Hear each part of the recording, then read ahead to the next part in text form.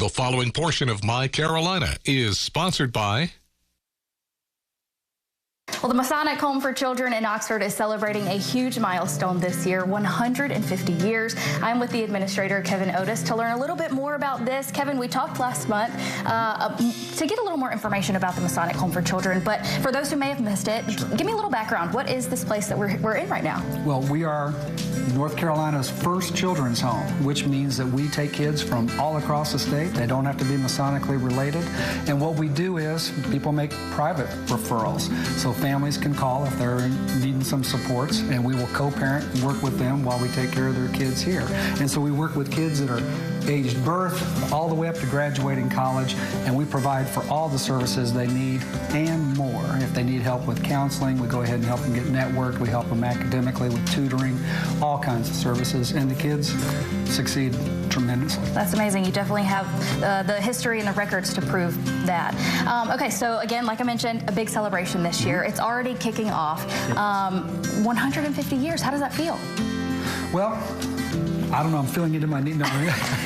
You're not 150 years. Actually, it's humbling to be a part of this history. I mean, because think about the impact and everything that our society has gone through in 150 years. I mean, this is after the Civil War, all the way through the Spanish flu, all the way up to the COVID pandemic, and all those things that we've worked through. So it is amazing to be a part of history.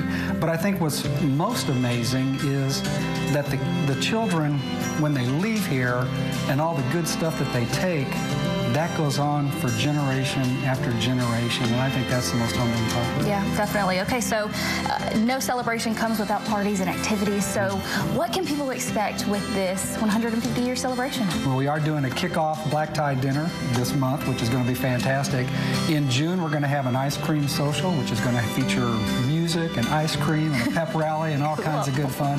And then in October, come on out. We're going to have our homecoming celebration that we do every year. It's going to be huge this year. In fact, we have North Carolina's largest shrine parade that takes place. So everybody come on down in October, get on the webpage and find out when all these good events are going on. That's amazing. Okay, well, you know, 150 years is a long time, but I'm imagining a lot of the traditions and a lot of the history has remained the same. What is that? What is something about that speaks to the success of this school?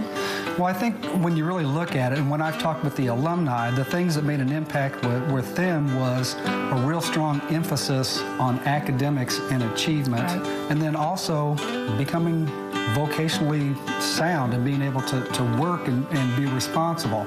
The other things that we've done very, very well is that we focus on spiritual development. In fact, the old story is the kids would line up in the circle, the Methodists would be on one side, the Baptists would be on the other, they'd walk out to the college street and go on their sides of the roads, and they'd go ahead and attend church.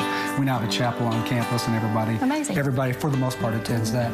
And then we also have strong emphasis on recreation. We had a school on campus, the John Nichols School, and we have 2 state championships. We have women's basketball in the 60s and men's soccer in the 80s. Wow. And that continues today. We had 2 young men this last school year who finished top 10 in wrestling in the state. That's amazing. So you have athletics. Kids here aren't missing out on traditional things. Girl Scouts, D-Malay, everything, band, the kids are all involved. That's awesome. Yeah. Okay, well, we are celebrating 150 years inside of a museum of sorts.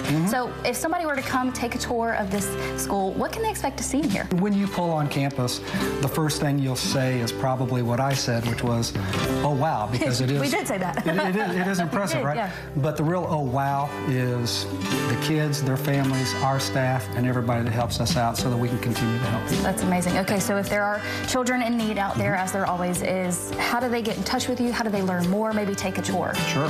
Call 919-693-5111 or visit our webpage, www.mhc-oxford.org. Perfect. Kevin, as always, thank you for having us out. Thank you, Carly. Appreciate it.